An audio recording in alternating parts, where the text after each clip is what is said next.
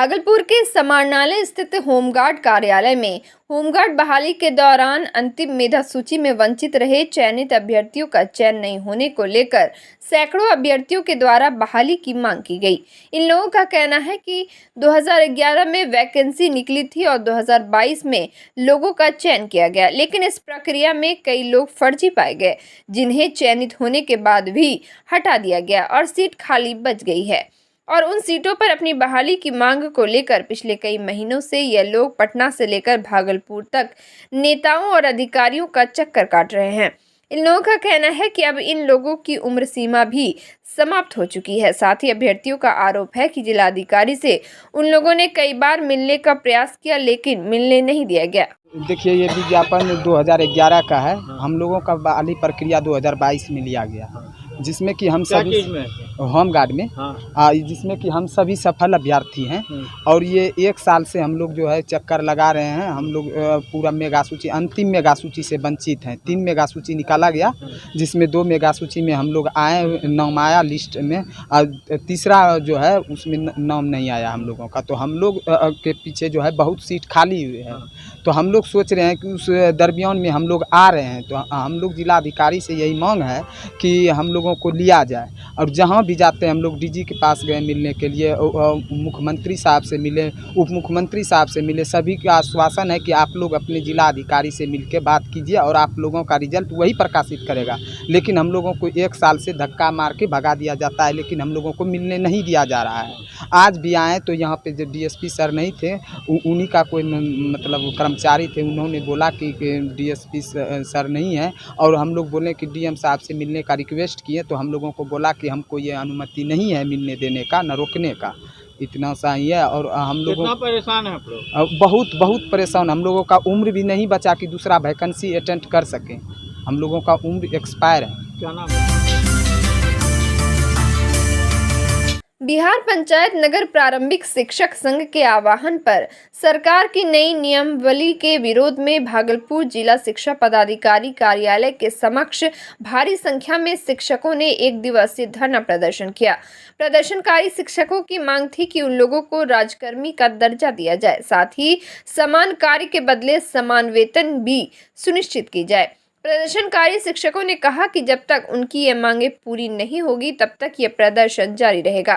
बिहार विद्यालय नगर प्रारंभिक शिक्षक संघ भागलपुर शाखा द्वारा प्रदर्शन के दौरान प्रदर्शनकारी शिक्षक जमकर बिहार सरकार एवं मुख्यमंत्री के खिलाफ नारेबाजी करते दिखे। बिहार पंचायत नगर प्रारंभिक शिक्षक संघ मूल के द्वारा पूरे बिहार के 38 जिला में आज नई नियमावली 2023 के विरोध में समान काम समान वेतन, पुरानी पेंशन सहित अन्य मांगों के समर्थन में आज जोरदार ऐतिहासिक प्रदर्शन सरकार के विरोध में किया जा रहा है। सरकार को यह चेतावनी दिया जा रहा है, यदि आप नई नियमावली 2023 में जो राजकर्मी का दर्जा नियोजित शिक्षकों को नहीं दिए हैं, यदि आप देते हैं तो फिर आंदोलन स्थगित करें, अन्यथा आंदोलन और तीव्र होगा। और सरकार से करो मरो नारे के साथ पटना के धरती पर जोरदार आंदोलन करेंगे। हमारी मांग जायज है। वार्ता 18 नवंबर 2022 को हुई थी शिक्षा मंत्री से। उन्होंने आश्वस्त किया था कि अब जितने तमाम नियोजित शिक्षक 4 लाख हैं, सबों को राजकर्मी का दर्जा दिया जाएगा। लेकिन सरकार ने राजकर्मी का दर्जा नहीं दे करके बीपीएससी द्वारा परीक्षा का प्रावधान किया गया, जिसका हम तमाम शिक्षकों ने जोरदार विरोध करते हुए आज फैसला लिया है कि 1 दिवसीय धरना प्रदर्शन के माध्यम से सरकार को ज्ञापन सौंपेंगे डीएम साहब के द्वारा। और सरकार यदि मान लेती है तो हम उसका स्वागत करेंगे, नहीं मानती है तो फिर जोरदार आंदोलन पूरे जिला मुख्यालय, प्रखंड मुख्यालय और राजधानी में होगी, जिसकी सारी जिम्मेवारी सरकार की होगी। और सरकार लगातार हम लोग के साथ छलावा कर रही है, बार बार सरकार को समझाने का प्रयास कर रहे हैं, लेकिन सरकार समझती। तानाशाह सरकार के विरुद्ध में हम तमाम शिक्षक गोलबंद हो चुके हैं। सरकार को आर पार की लड़ाई लड़ने के लिए उसको तैयार भी रहना होगा। हम लोग कुर्बानी देने के लिए भी तैयार हैं। सरकार जैसा भी हम लोग साथ बर्ताव करेगा, हम उसको झेलने के लिए तैयार हैं। और सरकार को ये नई नियमावली वापस करके नया नियमावली बनाकर जो हमारी मांग है, राजकर्मी का दर्जा, पुरानी पेंशन, समान काम समान, उसको देना होगा। तभी हम लोग विद्यालय में पठन पाठन गुणवत्तापूर्ण कर सकेंगे। अन्यथा विद्यालय छोड़कर हम लोग सड़क पर उतरकर इसी तरह आंदोलन करते हैं। भागलपुर में अगलगी की घटनाएं काफी हो रही हैं। आज एक शॉपिंग मॉल में आग लग गई। आग लगते ही अफरा तफरी का माहौल हो गया। ताजा मामला भागलपुर के पटल बाबू रोड स्थित वी मार्ट मॉल का है। भागलपुर के पटल बाबू रोड स्थित वी मार्ट मॉल में बड़ी घटना होते होते रह गई। दरअसल वी मार्ट मॉल के एक एसी में अचानक शॉर्ट सर्किट के कारण आग लग गई, जिसको देखते ही देखते मॉल सहित आसपास के लोगों में अफरा तफरी का माहौल हो गया। वही मॉल के कर्मचारियों और आसपास के लोगों के द्वारा आधे घंटे तक एसी में लगी आग को बुझाने का प्रयास शुरू किया गया, जिसके बाद कड़ी मशक्कत से आग पर काबू पाया गया। मैं बता चुकी हैं कि हमारा टॉपिक क्या है। इस टॉपिक का एक उद्देश्य ये है कि आज हम लोग जेंडर इक्वलिटी की बात करते हैं।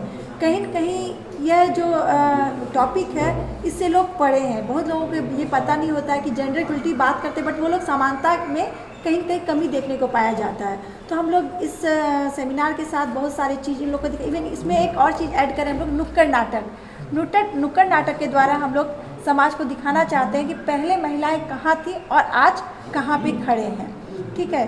दूसरी बात है, ये जो हमारा अब्स्ट्रैक्ट सबमिट करने का जो टाइम है 30 अप्रैल लास्ट डेट दिया गया है, और लेट इशू अगर मान लीजिए किसी कारणवश जमा नहीं हो पाया, जिसके कारण 3 मई 2023 तक सबमिट कर सकते हैं अब्स्ट्रैक्ट। फुल पेपर के लिए आपको समय दिया गया है 12 मई के बाद। जिसको फुल पेपर छपवाना है पीयर रिव्यू में या यूजीसी केयर लिस्ट में, उसके लिए भी प्रावधान दिया गया है। क्या लगता है इस कार्यक्रम के बाद समाज में बदलाव आएगा महिलाओं के प्रति?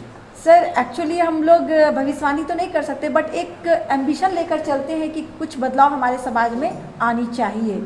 और ये डिपेंड करता है जब बच्चे कॉन्फ्रेंस में आएंगे, अपनी अपनी भावनाओं को व्यक्त करेंगे, उसके अकॉर्डिंग ये पता चलेगा कि हमारे समाज में और कौन कौन सा नई चीज़ आ रहे हैं सामने। परिचय देना आपने। भागलपुर के पाश इलाके में चाकूबाजी की घटना सामने आई है, जिसमें 2 लोग बुरी तरह से घायल हो गए हैं। मामला मुजाहिदपुर थाना क्षेत्र का है, जहां शीतलास्थान चौक के पास आइसक्रीम का गोला बेचने वाले हीरालाल शाह और जूता बनाने वाले मोची संजीव कुमार के बीच थूक नहीं फेंकने को लेकर विवाद हो गया और दोनों के बीच मारपीट होने लगी। इसी क्रम में आइसक्रीम का गोला बेच रहे संजीव कुमार शाह के द्वारा मोची हीरालाल शाह को चाकू मार दिया गया, जिसमें वह गंभीर रूप से घायल हो गया। जिसके बाद डायल 112 की गाड़ी ने पहुंचकर दोनों को सदर अस्पताल पहुंचाया, जहां दोनों का इलाज किया जा रहा है। वही चाकूबाजी में घायल युवक का कहना है कि उसने गोला बेच रहे व्यक्ति को थूक फेंकने से मना किया था, क्योंकि वहां पर उसका दुकान था, जिसको लेकर गोला बेचने वाले व्यक्ति ने मारपीट शुरू कर दी और फिर चाकू से हमला कर उसे घायल कर दिया। इधर डॉक्टर ने घायल हुए युवक का सदर अस्पताल में प्राथमिक उपचार के बाद बेहतर इलाज के लिए जवाहरलाल नेहरू चिकित्सा अस्पताल रेफर कर दिया है। वहीं दिन दहाड़े व्यस्त सड़क पर हुई इस घटना से आसपास के लोगों में दहशत का माहौल है। भागलपुर जिले के सुल्तानगंज थाना क्षेत्र अंतर्गत कासिमपुर के समीप भागलपुर की ओर से तेज रफ्तार से आ रही पिकअप वैन ने सुल्तानगंज की ओर से आ रही एक ऑटो को जोरदार टक्कर मार दी, जिसमें ऑटो में सवार सभी लोग गंभीर रूप से घायल हो गए। घटना को देख स्थानीय ग्रामीणों की भीड़ जमा हो गई, जिसकी मदद से सभी घायलों को इलाज के लिए सुल्तानगंज रेफरल अस्पताल में भर्ती कराया गया। घटना के बाबत प्रत्यक्षदर्शियों ने बताया कि ऑटो गंगा घाट से सवारी लेकर भागलपुर की ओर जा रही थी, तभी भागलपुर की ओर से तेज रफ्तार में आ रही पिकअप वैन ने कासिमपुर के समीप जोरदार ठोकर मार दी, जिससे ऑटो में सवार लगभग 15 लोग गंभीर रूप से घायल हो गए हैं। वहीं इस घटना में अधिकतर घायल पर्वता थाना क्षेत्र के डुमरिया गांव के रहने वाले बताए जा रहे हैं। घटनास्थल पर पुलिस पहुंचकर घटना की छानबीन में जुट गई है। कैसे क्या हुआ था यहाँ पे? यहाँ पर यहाँ सामने दूगो टेम्पू अपना देना साइड से दाबी जाइले और एगो टेम्पू रहा तो ठीक चले, कोई दिक्कत नहीं, हल्का सटले कोई दिक्कत नहीं रहे। ओकरा बाद में होले जे भी होलन कि एगो टेम्पू ला पूरा सीरियस है। तो टेम्पू और कौन चीज भिड़ंत हुआ? टेम्पू उड़िया पिकअप में टक्कर हुआ और 4-5 गो साइकिल वाला घायल। कितना आदमी घायल हुआ? टोटल मिला कौन 10 से बेसी छो। 10 से बेसी। 10 से भागलपुर के सीएमएस हाई स्कूल में आगामी 30 अप्रैल को पूर्ववर्ती छात्रों का सम्मेलन का आयोजन किया गया है। बता दें कि इस स्कूल की स्थापना 1854 ईस्वी में हुई थी, जिसके बाद से देश के विभिन्न संस्थाओं और उच्च पदों पर यहाँ के छात्र कार्य कर चुके हैं, जिसको लेकर पूर्ववर्ती छात्रों का एक सम्मेलन रखा गया है, जिसमें विभिन्न राज्यों में काम कर रहे उससे पास आउट छात्र सम्मिलित होंगे। बीपीएससी की संयुक्त प्रतियोगिता परीक्षा को लेकर नाथनगर के SS+2 बालिका उच्च विद्यालय में परीक्षा केंद्र बनाए गए थे। इस दौरान कदाचार पर रोक के लिए सख्त कदम उठाए गए। परीक्षार्थी परीक्षा कक्ष में मोबाइल, कैलकुलेटर, ब्लूटूथ समेत कोई इलेक्ट्रॉनिक उपकरण न ले जाएं, इसका खास ख्याल रखा जा रहा था। विश्वविद्यालय के प्रवेश द्वार पर सघन चेकिंग भी की जा रही थी। 11 बजे तक ही परीक्षार्थी को प्रवेश कराया गया। सभी चीज़ का तैयारी है और सारे विद्यार्थी को जो है मान लीजिए सही समय पर एंट्री कराया जा रहा है और उसमें बैठने की व्यवस्था जो है लाइट का अच्छा और जहां जो भी शौचालय का उत्तम प्रबंध किया गया है और सौ समय बच्चे को एंट्री कराया जा रहा है। लड़की का फ्रिस्किंग जो है उसके लिए एक अलग से व्यवस्था किया गया है। गाइडलाइन आयोग का निर्देश है कि 11 बजे तक ही एंट्री लिया जाएगा। हर हाल में जो 11 बजे के बाद किसी भी विद्यार्थी को एंट्री नहीं दिया जाएगा। उसके बाद आयोग के निर्देशानुसार है कि कोई भी बच्चे जो हैं मोबाइल हो या कोई भी इलेक्ट्रॉनिक कोई चीज़ हो वो चीज़ नहीं ले जाना है और सही समय पर जो है अपना बच्चे का एंट्री होगा। 11 बजे के बाद किसी भी हाल में बच्चे का एंट्री नहीं होगा। हम मजिस्ट्रेट हैं, हम सहकारिता प्रसार पदाधिकारी नाम से। जहां एक और केंद्र सरकार स्वच्छता को लेकर तरह तरह के प्रयास करने में जुटी है, वहीं नाथनगर प्रखंड परिसर में बने मॉडल सामुदायिक स्वच्छता भवन का हाल काफी जर्जर है। भवन के आसपास गंदगी से सराबोर है। पूरा स्वच्छता भवन जर्जर हो चुका है। आपको बता दें कि वर्ष 2015 में नाथनगर प्रखंड परिसर में मॉडल सामुदायिक स्वच्छता भवन का निर्माण कराया गया था, जो अनुपयोगी साबित हो रहा है। मिली जानकारी के मुताबिक स्वच्छता परिसर का हाल काफी जर्जर हो चुका है और सेफ्टी टैंक भी जर्जर है, जिसके कारण प्रखंड परिसर आने वालों को शौच के लिए काफी समस्या का सामना करना पड़ता है।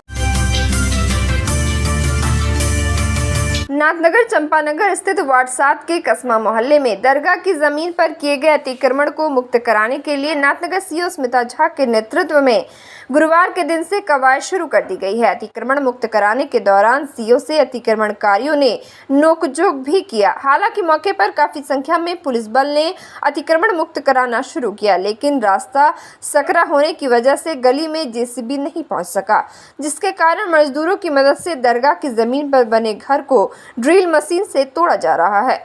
इसको लेकर सीओ स्मिता झा ने बताया कि दरगाह की जमीन पर मुन्ना नामक व्यक्ति ने घर बना लिया था, जिसको लेकर कई बार उसे नोटिस भी दिया जा चुका है, लेकिन खाली नहीं किया गया, जिसके बाद पुलिस बल के सहयोग से अतिक्रमण मुक्त कराया जा रहा है। इस दौरान नाथनगर थाना पुलिस भी तैनात रही। लिखने के लिए कम से कम 2 घंटा चाहिए, अगर देखा जाए 50 नंबर के लिए 2, और जिसके वजह से सभी बच्चे लोग को 0.5 से फेल कर दिया गया, प्रमोट कर दिया गया।